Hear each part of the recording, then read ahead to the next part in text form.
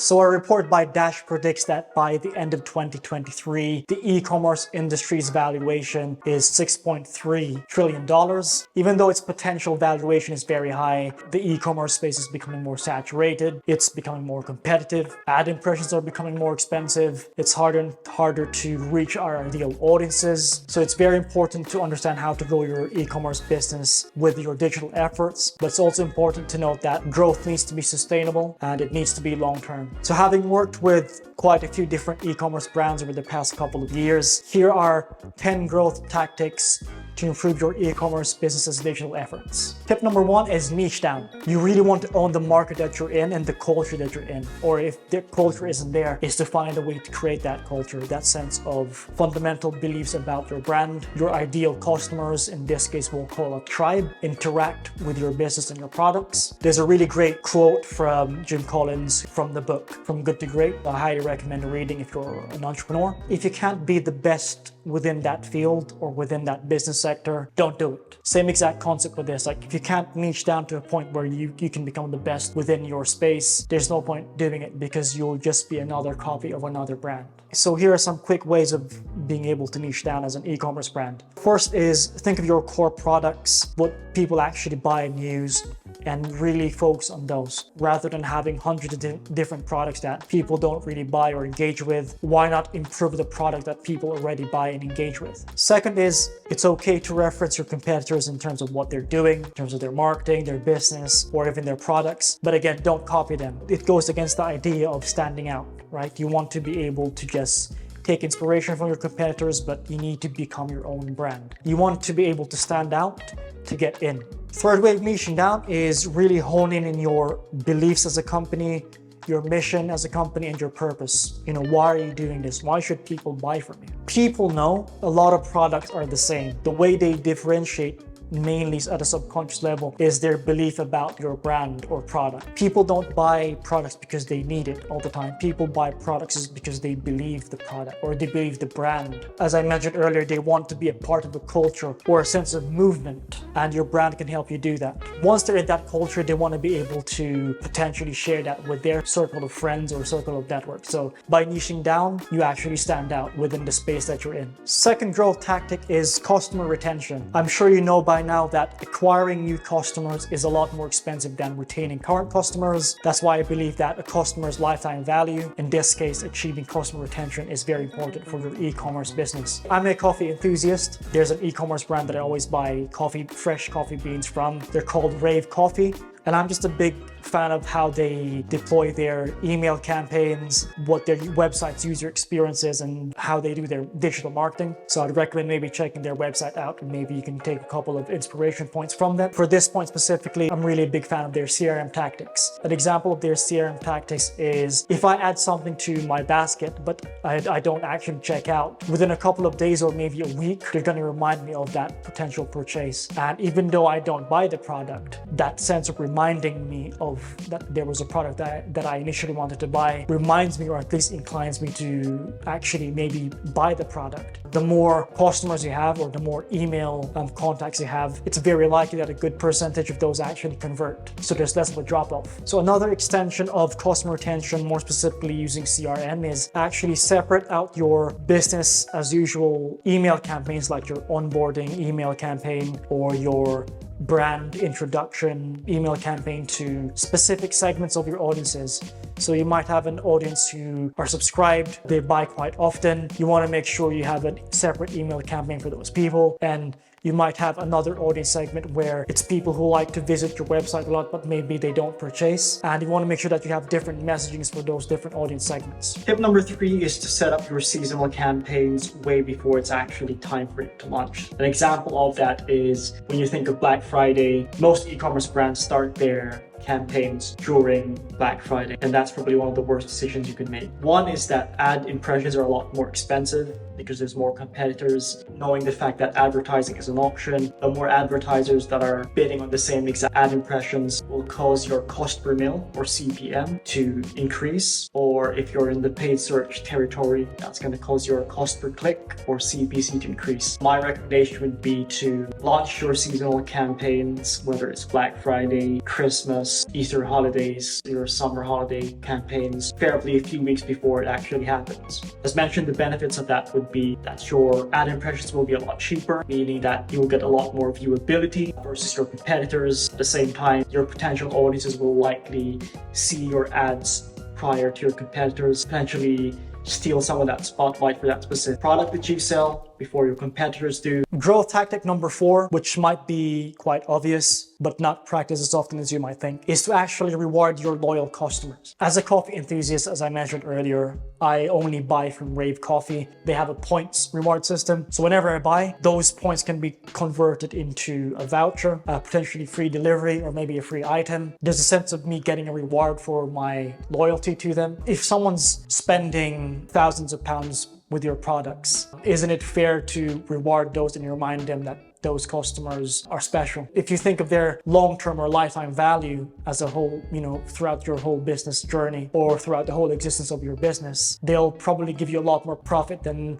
acquiring a new customer and then that new customer only buying once. So what better way to increase your profit margins than by actually rewarding the people already loyal to your e-commerce business? And that reward doesn't necessarily always have to be a monetary reward. Like I said, it could be a social media mention, it could be a mention in your email campaigns, it could be a free item, it could be an exclusive invite-only event, but it could be just a simple thank you via email. Get creative with it. Growth tactic number 5, the more competition there is within your e-commerce space, the more of an interesting and incentivized approach you need to have to acquiring new customers specifically. Your incentive doesn't have to be monetary, right? A men's skincare brand called Lumen, the first time you buy a product from them, they actually give you the opportunity to try out the products. The only payment that you really deploy is the initial delivery charge. But for those products, you're not actually paying anything. And after that, there's an automatic subscription that you can have set up, or you can obviously cancel the subscription. From a customer's point of view, if there's a free trial to trying out the products, that's less friction for me buying from that particular brand, especially considering I don't know who this brand actually is. My 6th tip today is to actually be creative, not just in terms of your product line, not in terms of your business, not in terms of your marketing efforts, but generally speaking throughout your e-commerce business. This is a bit of a debatable topic, but if we look at the most successful e-commerce brands, it's not the fact that they created the best products or they use the highest quality ingredients. It's usually the fact that they got creative in terms of how they grew the business. They basically thought of more creative ways to grow the business beyond traditional means. So some concepts to think about for that is, how can you be creative with your product packaging? How can you get creative with your email campaigns? How can you be creative with your content? How can you be creative with your pricing strategies? Right? Think about how to gamify your website. Another creative concept which is quite interesting is Walkers did this recently. Walkers is a brand that does crisps here in the UK. I think they're called Lay's in the US. They've done a partnership with one of their competitors, Doritos. So you can actually buy a Walker's crisp, but within that it's flavored Doritos. So imagine that, being creative with your product packaging and even being creative in terms of how you do business, right? Who really thinks of collaborating with your own competitor? But they did it and it was a great promotion for them. And I can guarantee that their profit margins have increased within that specific campaign. Point number 7 is very important, especially as a digital growth market manager. It would be silly for me not to mention this. Whenever you're setting up your paid advertising campaigns, whether that's in paid search, paid social, or programmatic display, make sure that your efforts are a lot more strategic versus it being reactive. The first step would be to actually understand your customers' new journey. If you think of someone who isn't a customer yet, so someone who isn't brand aware, you'd want to have a different type of messaging for those users. And obviously you would have a different messaging for people that are already aware of your brand. A third subset of that would be audiences who are aware of your brand but actually haven't bought from you yet. The terms we use in marketing for that would be top of funnel. So these are people who aren't aware of your brand. Middle of funnel, these are people who are aware of your brand or product but haven't bought from you. And then bottom of funnel are people who are aware of your brand and product and have actually bought from you before. So what are the goals for each of these audiences? So your top of funnel audience, your goal there is to just raise awareness. So you're not trying to get them to buy You're not trying to initially make a sell within that same exact moment. It's almost as if you're welcoming that user within your business or product. And then moving on to your middle of funnel. So these are people who are now aware of your brand but haven't engaged with you or haven't actually bought products from you. In this case, your middle of funnel audience, it's really about either engaging with your ads, whether that's clicking on your ad, commenting on your ad, or preferably buying post-click of that specific ad. The point here is to really convert them to becoming a paid user or a customer. And then bottom of funnel, again, these are people who have bought from you. So this is more of a re-engagement approach. This is where you potentially want to focus on retention. So what that means is you want to have these users who bought from you have a longer lifetime value or a more profitable lifetime value. So to that point, you've got all these different types of audience segments within the full user journey. It's from someone unaware of your brand all the way to someone becoming an actual customer. You want to have a bit of a strategic approach where the whole point of marketing is not just to communicate a specific message, but it's to actually push that user from point A to point B. In this case, your messaging is going to be very important. Your creatives are going to be very important. What I find a lot of working with a lot of e-commerce brands is that they see a campaign that's generating a lot of traffic, not a lot of revenue. They start to panic, but in reality, that top of funnel audience that isn't bringing too much revenue or return on ad spend or ROI is actually a brand awareness piece where it's,